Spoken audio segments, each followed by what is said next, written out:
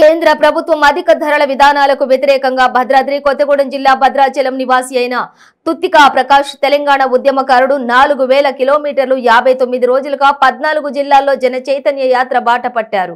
BJP party అమలు చేసిన అధిక ధరలకు సామాన్య ప్రజలు అనేక రకాలుగా బాధపడుతున్నారని, కడుపుకు వండుకొని కూడా తినదామంటే వంట గ్యాస్ ధర పెంచారని, అవసరాల నిమిత్తం పెట్రోలు డీజిల్ ధరలను కూడా భరించలేకపోతున్నామని అన్నారు. ఇలాంటి పరిస్థితులు చూసి చలించిన తుత్తికా ప్రకాష్ ప్రజలను చైతన్యపరచడానికి తన వంతు కృషిగా జన చైతన్య యాత్ర మొదలుపెట్టాడు. మార్చి నెల 10వ తారీఖున మొదలుపెట్టి 4000 కిలోమీటర్లు తెలంగాణలోని 14 జిల్లాల్లో ద్విచక్ర వాహనంలో ప్రయాణిస్తూ జిల్లాలోని అన్ని ప్రాంతాల ప్రజలను కలుపుతూ 59వ రోజు భద్రాద్రి కొత్తగూడెం జిల్లా కొత్తగూడెంకి చేరుకున్నారు.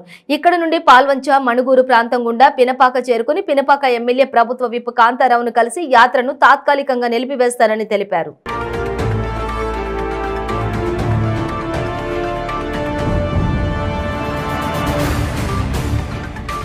జై తెలంగాణ, జై జై తెలంగాణ. నా పేరు తుత్తికా ప్రకాష్ అండి, భద్రాచలం తెలంగాణ ఉద్యమకారుని. ఈరోజు మేడే దినోత్సవం. మరి అనేక దేశాల్లో, అనేక రాష్ట్రాల్లో, అనేక పల్లెల్లో ఇవాళ ఈ రోజున మేడే దినోత్సవం జరుపుకున్నటకు మరి ప్రజలిచ్చినటువంటి భాగ్యం. మరి ఈ యొక్క కార్మికుల దినోత్సవం మేడే కార్యక్రమం ఎంతో చక్కగా జరుపుకుంటూ ఉన్నారు. ఇప్పుడే జెండా ఎగరటం జరిగింది ఈ కొత్తగూడెం ప్రాంతంలో.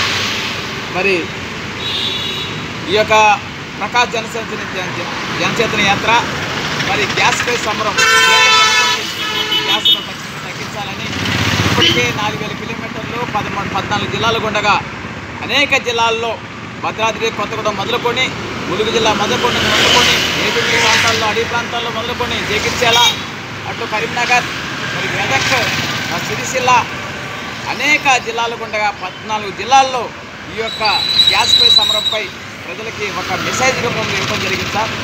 విషయం మరి పెట్రోల్ ధర, డీజిల్ ధర విపరీతంగా పెంచుతూ ఈ యొక్క మోడీ గారి ప్రభుత్వం ప్రజలకి మరి ఏ మెసేజ్ ఇస్తున్నారో మాకైతే తెలియదు. కానీ ఈ యొక్క గ్యాస్ ధరను మరి విపరీతంగా పెంచుతూ 2014లో 410 రూపాయల గ్యాస్ ధర ఈ రోజున మరి 1150 నుంచి 1200 వరకు ఆయా ప్రాంతాలు తీసుకుంటూ ఉన్నారు. నిన్నగాక మొన్న కరోనాతో బాధపడి ఆర్థికంగా అయిపోయిన సందర్భాలు, ఎంతమంది పోగొట్టుకున్న సందర్భాలు, అది మరి కోలుకోకముందే మరి ఈ యొక్క కేంద్ర ప్రభుత్వం ఒక కక్షపూర్వకంగా తెలంగాణ రాష్ట్రాన్ని కక్షగా ఎన్నుకొని మరి ఈ